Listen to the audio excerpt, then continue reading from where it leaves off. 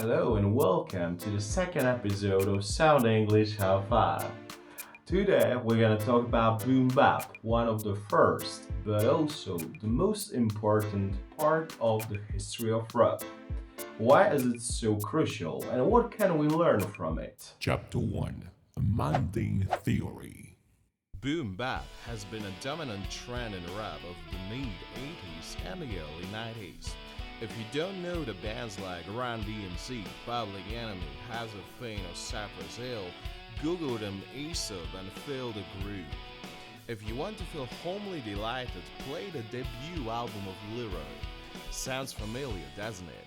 Hell yeah! The very time of Boom Bap is really interesting since it's onomatopoeic. Boom stands for the kick drum and bap for the snare. In general, Boom Bap is meant to be simple. Drums, bass, horns, some samples and maybe some vocals. That's why it's a good point to start your own music creation. Even if it's not enough to call it composing, you're surely gonna have a lot of fun starting from Boom Bap.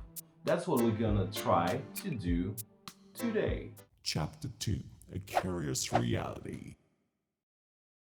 This is our Boom, and this is Bap.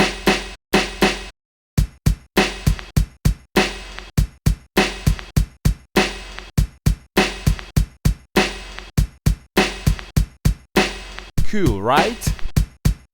Let's add some bass. I prefer doing that on keys.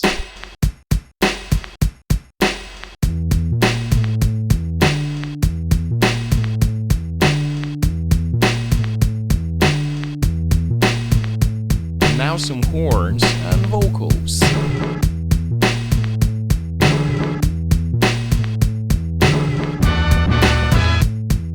To prevent it from being mundane, let's add some interlude and treat it as a chorus.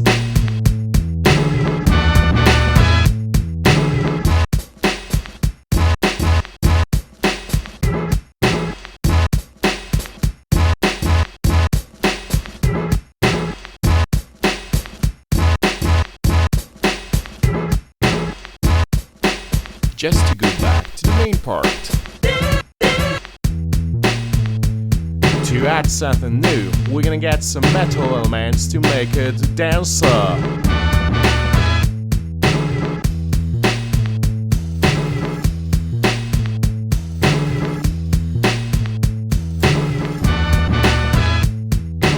What are we lacking? Let's put some rap on. 1, 2, 3, 4. So, if you think that you can rap, and if it's true that you care about that insane in the brain, lyrical state. If you doubt, jump around and don't refrain. Cause music's bad, the inner shout. It's tricky to rock around too loud. Now people care and no one mocks. This is how Sound English rocks. This is how Sound English rocks. This is how Sound English rocks.